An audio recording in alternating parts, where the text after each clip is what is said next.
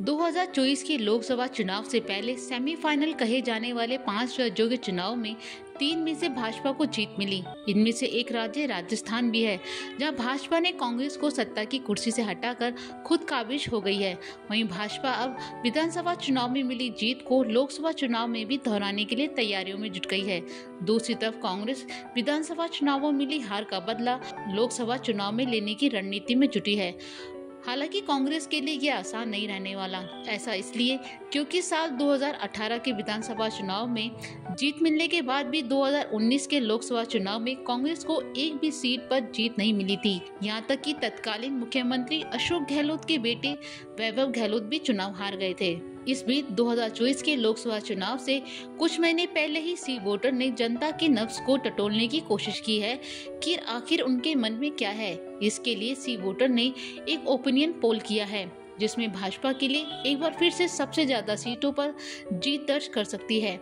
वहीं कांग्रेस का खाता खुलने का भी अनुमान है। ओपिनियन पोल के मुताबिक भाजपा को 23 से 25 और कांग्रेस को 0 से 2 सीटें मिलने का अनुमान है। राजस्थान में लोकसभा की कुल 25 सीटें हैं। कांग्रेस को 2014 के और 2019 के लोकसभा चुनाव में एक भी सीट नहीं मिली। वहीं भाजपा ने 2014 में सभी 25 और 2019 में 24 सीटों पर जीत हासिल की थी। ऐसे में 2024 के लोकसभा चुनाव से पहले विधानसभा में मिली जीत से भाजपा के हौसले बुलंद हैं और पिछले 2 चुनावों के कारनामों को दोहराने की कोशिश में है।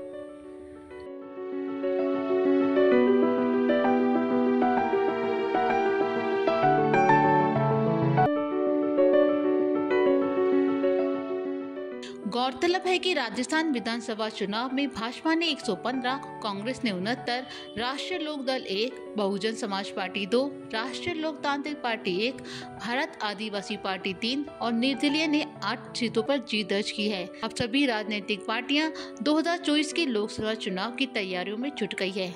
हर दल अपने अपने हिसाब से रणनीति बनाने में जुटा है। चुनावों की तारीख के ऐलान में करीब 2.5 महीने का वक्त बचा है। अब देखना होगा इन लोकसभा चुनाव में भी कि क्या भाजपा सब पर भारी पड़ती है या नहीं।